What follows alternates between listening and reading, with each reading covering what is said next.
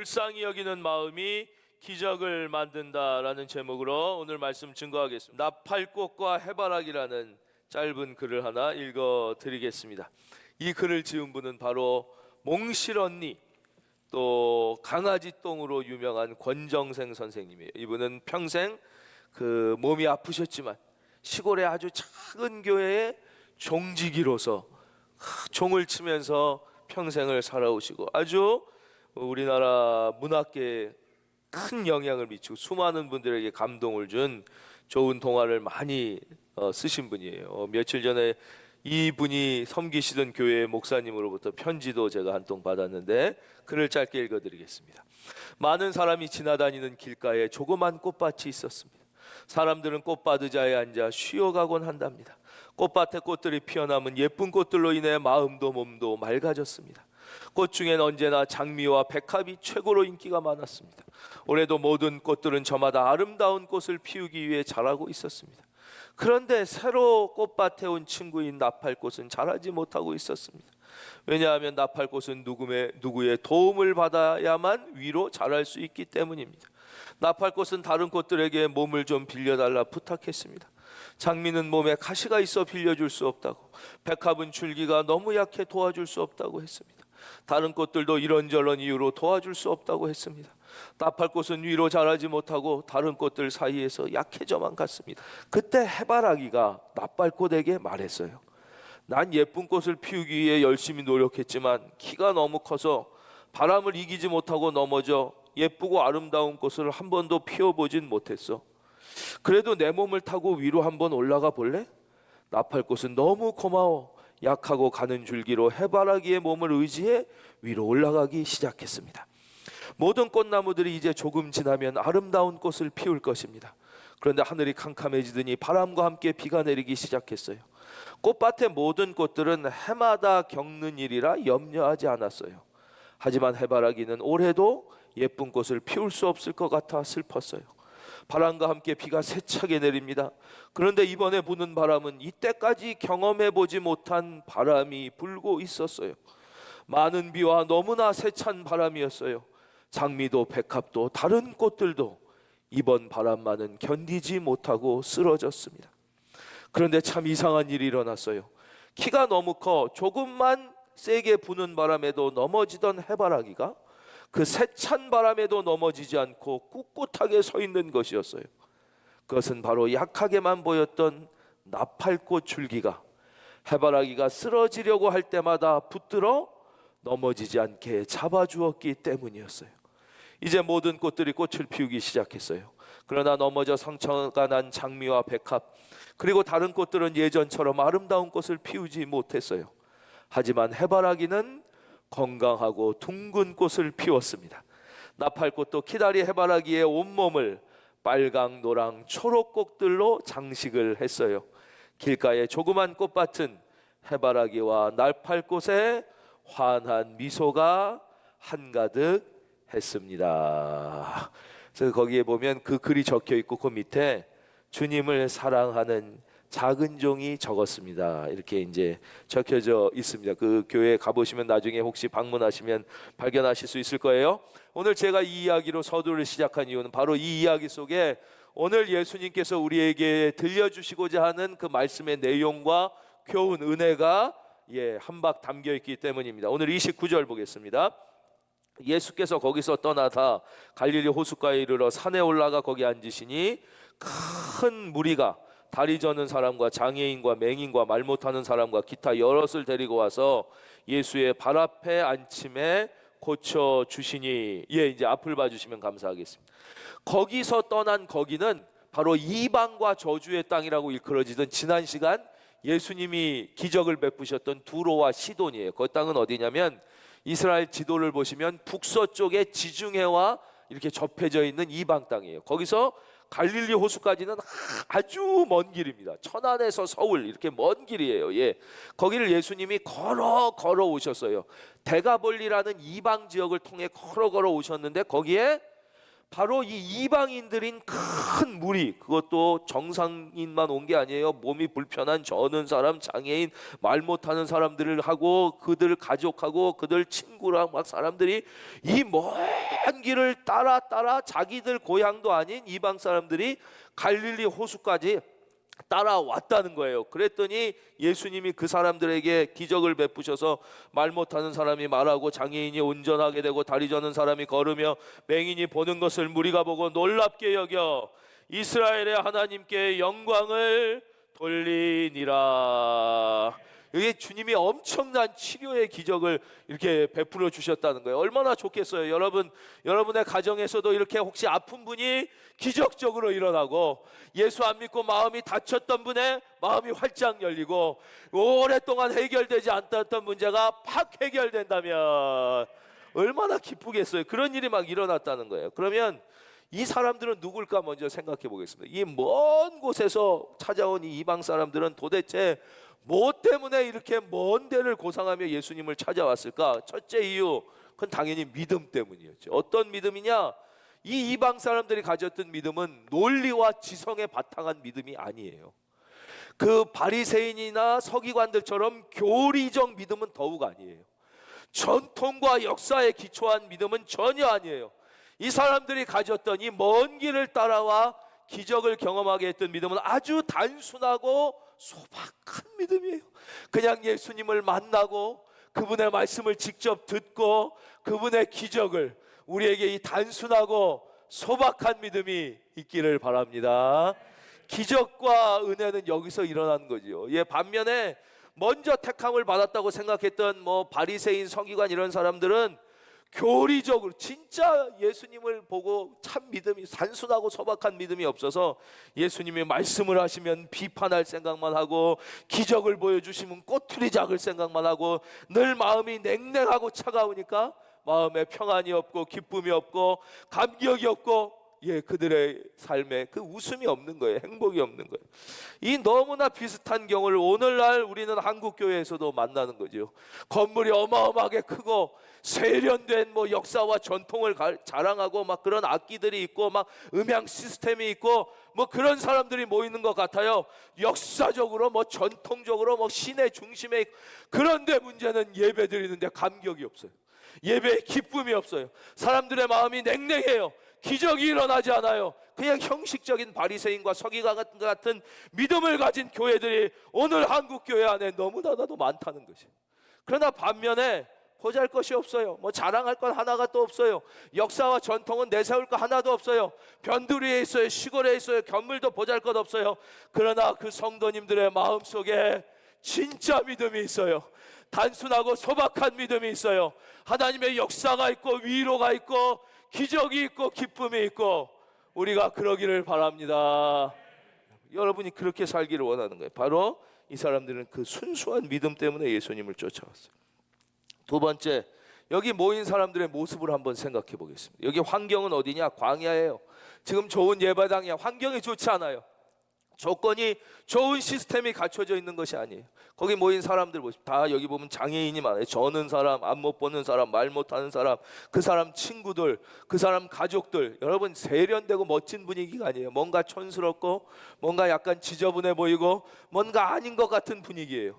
요즘에도 이 식당들 이런 거 여러분 맛있는 집도 가보시겠지만, 사실 우리가 폼 잡고 이렇게 분위기 있고 고급 식당은, 식당 분위기는 좋을지 몰라도 진짜 맛있는 음식은 그런 데가 아니에요. 그렇죠? 오래되고 조금 지저분해 보이고 간판도 떨어져 보이고 그냥 이렇게 별 볼 일 없어 보이는 그런 가게지만, 거기에 진짜 그 주인이 정성으로 이렇게 진짜 엄마의 마음처럼 요리를 해서 주는 이런 데가 진짜 맛집들이 많은 것처럼, 교회도 어떤 교회가 진짜냐, 어떤 교회에 은혜가 있고 어떤 믿음, 어떤 인생 가운데 이 하나님의 기쁨이 막 나타나느냐, 너무 이렇게 세상적으로 세련되려고 그러고 세상적 가치를 추구하는 인생과 교회가 아니라, 뭔가 약간 촌스러워도 뭔가 좀 지저분하고 약해 보여도 그 속에 예수님을 사랑하는 순수한 마음이 있고, 그 기적과 은혜를 사모하는 순수한 마음이 있는 그곳에 예수님이 그런 데를 좋아하는 거예요. 예수님이 그런 교회를 좋아하고 예수님이 그런 사람을 사랑하시는 줄로 믿습니다. 우리 교회가 누가 봐도 우리 교회는 멋있는 교회예요. 그런데 우리 교회가 그런 세상 사람들의 세상의 눈으로 볼 때 멋있는 교회가 아니라 예수님이 편히 오실 수 있는 교회, 하나님이 마음껏 기적을 베풀 수 있는 교회, 그런 교회가 되어야 할 줄로 믿습니다. 그것이 중요한. 그래서 우리는 환경과 조건은 그렇게 중요하지 않다는 사실을 알아야 되는 거예요. 세상적으로 좋은 것은 그렇게 중요한 게 아니라는 것을, 환경과 조건은 그렇게 중요한 게 아니에요. 중요한 것은 우리 속에 진짜 순수한 믿음이 있느냐, 우리의 삶 가운데, 그 교회 가운데, 그 척박한 환경 가운데 예수님이 계시느냐 안 계시느냐가 중요한 것이지, 환경과 조건은 그렇게 중요하지 않아요. 또 세상의 것들은 특징이 뭐냐, 갖기 전에는 너무 커 보여, 너무 대단해 보여, 너무 가지고 싶어. 막상 갖고 보면 다 별거 아닌 거예요. 세상 것들은 갖기 전엔 너무 좋아 보이지만 가져보면 별거 아닌 거예요.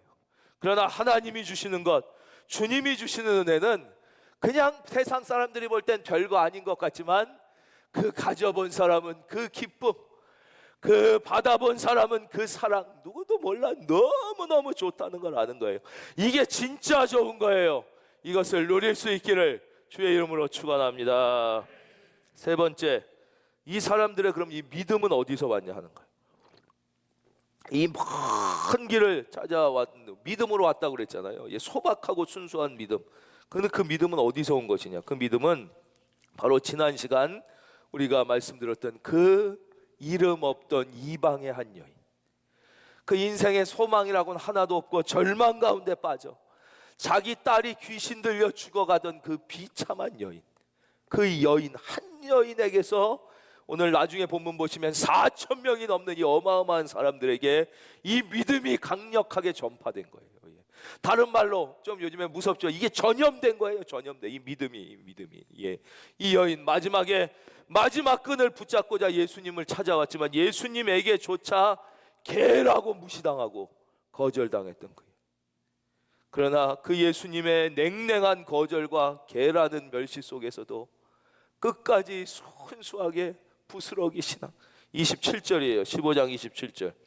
여자가 이르되 주여 올사이다마는 개들도 제 주인의 상에서 떨어지는 부스러기를 먹나이다. 우리 지난 시간 기억하시죠?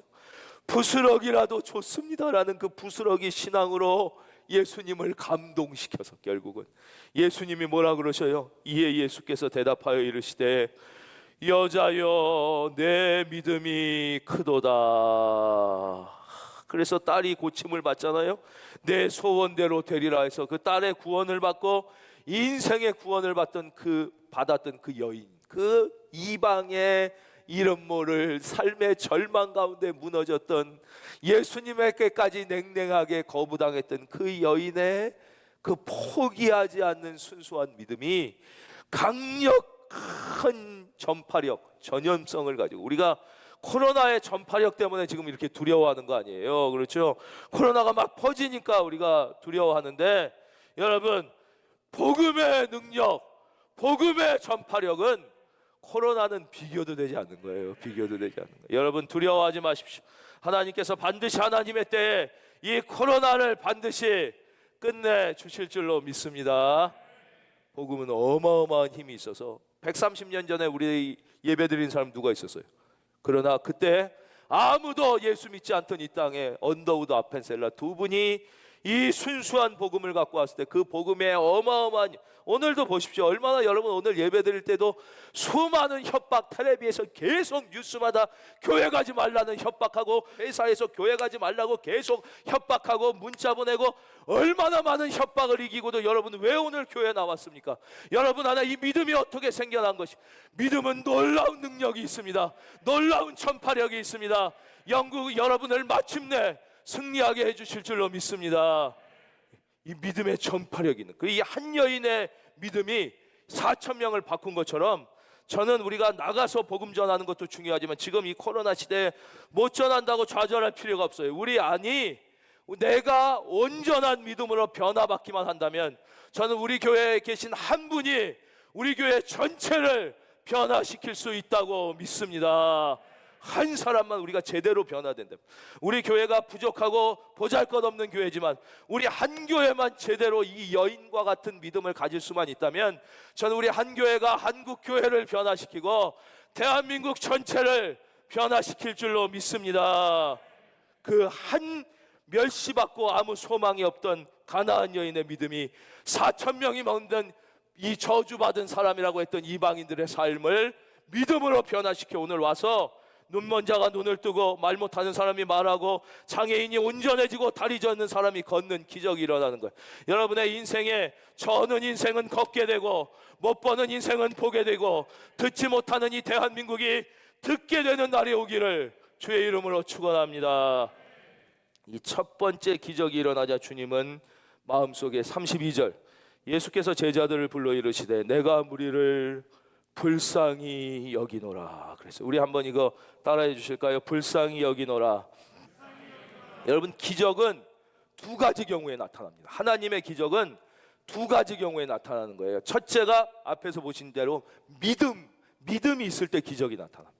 그러니까 오늘날 왜 우리의 삶에 기적이 없느냐는 하나님이 능력이 없어서도 아니고 예수님이 주무셔서도 아니고 우리 안에 이러한 믿음이 없기 때문인 거예요.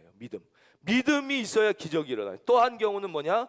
바로 불쌍히 여기는 마음에서 기적이 일어납니다. 긍휼히 여기는 마음. 지금 이 사람들이 와가지고 예수님의 말씀 듣느라고 너무 은혜를 받아가지고 3일 동안 배고픈 줄 몰랐던 거예요. 우리도 뭐 너무 은혜 받고 너무 기쁜 일이 있고 그러면 배고픈 줄도 모르고 3일이 지나갔어요. 이제는 이 다 마치고 집으로 돌아가야 되는데 예수님이 길에서 기진할까 하여 굶겨 보내지 못하겠노라라는 마음이 들어요. 이게 예수님의 마음인 거예요. 사흘 굶었다고 죽지 않아요. 좀 배고파. 그런데 예수님은 그들을 그냥 못 보내시는 거예요. 그 어머니의 마음이 예수님에게 있는 거예요. 사흘이나 굶었는데 어떻게 얘들 갈까? 얘들에게 먹을 것을 줘야겠다는 불쌍히 여기는 마음이 있으신 거예요. 그래서 먹을 것을 주기를 원하셨어요. 그래서 제자들에게 물으시는 거예요. 33절 제자들에게 이르되 광야에 굶겨 보내지 못하겠노라. 그랬더니 제자들이 뭐라고 그러냐. 33절 죄송해요. 제자들이 그런 거예요. 제자들이 이르되 광야에 있어 우리가 어디서 이런 무리가 배부를 만큼 떡을 얻으리까? 예수님 없어, 안 됩니다. 여기가 지금 광야인데 이 남자만 4,000명 이 사람을 어떻게 먹일 수 있겠습니까가 제자들의 반응이었어요. 사랑하는 성도님, 원래 언제나 현실은 불가능으로 가득 차 있습니다. 원래 그런 거예요. 현실은 언제나 불가능으로 가득 차 있어요. 여러분, 현실엔 가능한 일이 별로 없는 거예요. 어떤 사람은 꿈대로 되는 인상이라고 하는 분들도 있어요. 어느 사람은 꿈꾸는 대로 희망하는 대로 인생에 막 대로가 열리고 생각하는 대로 됐다고 하는 사람들도 있어요. 여러분, 진짜 그렇습니까? 그런 사람이 있는지 모르겠지만 제 인생은 안 그렇더라고요. 50년 동안 사는 동안 한 번도 내 맘대로 불가능 없이 된 일이 없었어요. 내가 마음먹은 대로 된 일이 없었어요. 내가 꿈꾸는 일이 된 일이 없었어요.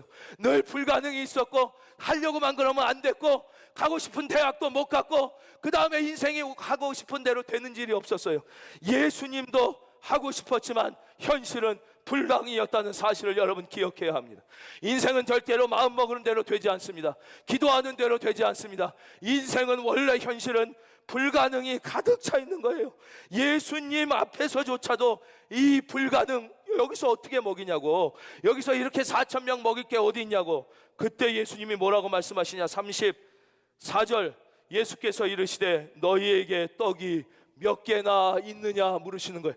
예수님께서 이 불가능이 가득한 현실 가운데 뭐라고 말씀하시느냐. 4,000명을 다 먹일 수 있는 떡이 아니라 4,000명을 아니 400명을 먹일 수 있는 떡이 아니라 지금 네가 가지고 있는 그 조그마한 가능성이 무엇이냐. 지금 이 네 생각대로 다 실현될 수 있는 그것이 아니라 네가 조금이라도 가지고 있는, 네가 갖고 있는 그 조그마한 그 건강, 네 조그마한 지식, 네가 조그마한 볼 수 있고 걸을 수 있고 말할 수 있고 살 수 있는 그 조그마한 능력이 있느냐. 이 불가능해 보이는 현실 가운데 네가 가능한 것이 무엇이냐. 여러분, 우리는 볼 수 있고 우리는 들을 수 있고 우리는 말할 수 있고 우리는 믿을 수 있고 우리는 찬송할 수 있는 줄로 믿습니다.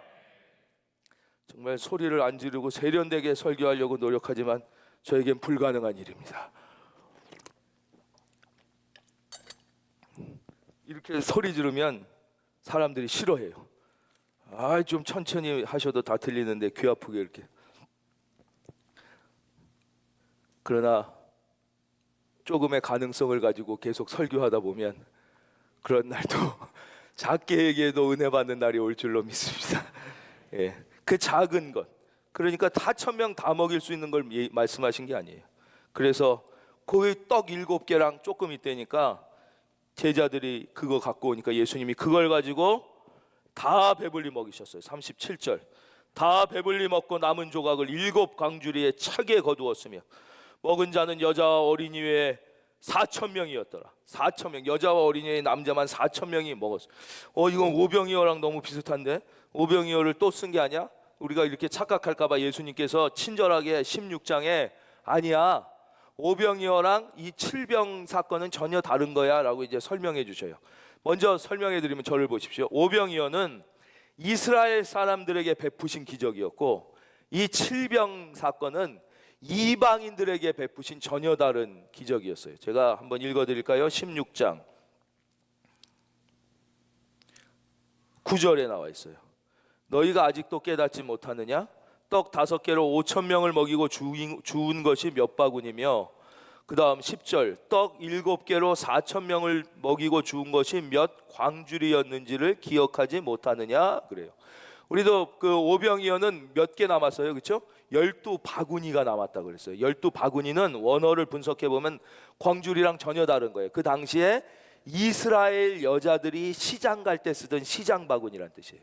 우리도 옛날 어머니들이 시장 갈 때 장바구니 갖고 갔어요. 그리고 여기에서 오늘 거둔 7광주리는 이스라엘 사람들은 안 쓰던, 그 당시 이방 사람들이 시장에서 장사할 때 쓰던 훨씬 큰 광주리예요. 우리도 뭐 장날 이런 날 보면 뭐 생생정보통 뭐 6시 내 고향 그런 데 보면 나오잖아. 이렇게 보면 큰 이런 광주리 같은 데 이렇게 놓고 파는 그거예요. 이 전혀 다른, 즉 먼저 예수님께서 이스라엘 백성에게 기적을 보여주시고 그 다음에 믿음의 밖에 있던 이 이방 사람들에게 오늘 또 기적을 보여주신 것이, 이것이 예수님의 두 번의 기적입니다. 이번에 코로나 때문에 우리가 어려운 것도 물론 많지만 또 감사한 것도 너무너무 많아요. 사실 우리 교회는 아주 이 코로나로 피해를 봤다면 아주 피해를 많이 본 교회예요. 일단 지금 우리가 이렇게 뚝뚝 떨어져서 예배를 드리지만 대부분의 교회는 원래 이렇게 뚝뚝 떨어져 있어요. 꽉 우리처럼 막 붙어서 보조의자 놓고 예배드리는 별로 없어요. 다 보시면 화면 비친 거 보면 앞자리에 뭘로 한두 자리, 그래가지고 코로나가 왔어도 떨어져 앉아. 우리는 완전히 붙어가지고 막 보조의자 저 뒷문까지 열고 하다가 하니까 완전히 이게 깜짝 놀라는 거예요. 그러니까 떨어져 앉으니까 확 주는 거예요. 확 주는 거예요. 그래도 뭐 이제 요즘에 주보를 좀 적게 찍는데 오부 되면 모자른다고 그러긴 하지만 확 뭐 엄청나게 또 뭐 다른 거 다 말씀드리려면 한도 없어요. 근데 또 주신 은혜가 엄청나게 큰데, 그게 첫째 뭐냐? 우리가 믿음의 형제들과 함께 나눴던, 우리가 100교회 긴급 월세 지원했잖아요. 미자립 교회 300교회 정도 도왔어요. 다 월세 드린 건 100교회지만 돕고, 또 이거 끝난 다음에도 그냥 이제는 끝났으니 고마움 돕겠습니다, 이게 너무 어려워서 또 우리가 이제 계속 연결해서 기도로 연결하고 선교 지원을 계속 해드리려고 그래요. 그리고 월간 큰 은혜도 한 몇 건씩 지난번에 보내드렸는데 진짜 우리는 이걸 그렇게 소중하게 생각을 못하는데 그분들은 우리를 기억하고 우리 성도님들을 위하여 이런 책을 보내주셨다는 거에 대한, 저 같으면 그냥 끌적끌적 할 텐데 너무 정말 죄송할 정도로 감사하는 분들이 너무너무 많습니다. 다 이제 다 보내드릴 수가 없어서 조금씩 우리가 이제 좀 줄여서 보내드려야 되는데요. 또 하나는 저는 긴급 구호뱅크라고 생각해요. 이거는 좀 밖에, 우리가 그래서 종교 불문이에요. 우리가 섬기는 지역사회에 무슨 구청, 동사무소, 요즘에 뭐 생활센터인가요? 이런 데 다 관악구, 동작구, 금천구 보내드렸어요. 그래서 그 지역에 이제 사회복지 공무원들을 통하여 이렇게 마음속으로는 겨우 이 떡 7개처럼 이거 겨우 이거 갖고 될까 우리 교회 힘으로? 이 위기 가운데 처했을 때 겨우 100만 원까지 이걸 지원해 드렸을 때 이분들이 살아날 수 있을까? 근데요, 나중에 이거 이제 나중에 영상 우리가 좀 찍어서 그분들 이렇게 은혜 나누고 싶은 분들 하면 이분이 안 믿는 분들이라도 이 요게 얼마나 큰 도움이 됐는지, 이 순간 넘어지고 어떤 위기가 있고 어떤 잠깐 병원에 입원해야 되고 직장에서 해고되고 이 잠깐 이 도와준 게 얼마나 일어날 수 있는 그 역사가 뭐 말할 수가 없는 거예요. 근데 처음에는 잘 안 될 줄 알았어요. 이거 뭐 얼마나 할까, 또 안 되면 어려운 분이 없으니까 정말 좋겠구나 이랬는데 이제 한 통 오기 시작했어요. 그러더니 그 다음에는 바로 또 관악 구의 복지 공무원을 통해 또 하나 오고, 이제는 이게 점점점 알려지고 계속 오기 시작할 거예요. 그래서 우리 이거 섬기는 분들을 한 팀으로 지금 이렇게 전문위원, 좀 사회복지사나 변호사나 그 분야의 전문가들 이렇게 했는데 한 팀 갖고는 이제는 안 될 것 같아요. 왜냐하면 이걸 매주 심사하고 그분들 통화하고 알아보고 이러려면 다 매주 한 팀이 할 수가 없을 거예요. 점점 많이 올 것 같아요. 한 팀, 두 팀 이렇게. 이게 저는 하나님이 너무너무 기뻐하시는, 할렐루야. 예. 우리는 구원받았습니다. 그러나 구원받았지만 구원 그 이후에 감격이 없는, 그 다음에 지루한 믿음의 삶을 천국까지 이어가는 불행한 사람들도 너무나 많습니다. 하나님은 구원받은 우리가 그냥 구원만 받은 기적이 아니라 구원 그 이후 날마다 기적을 경험하며 주님이 주시는 평안을 누리며 기쁘게 살기를 원하시는 거예요. 그것은 언제 일어나느냐?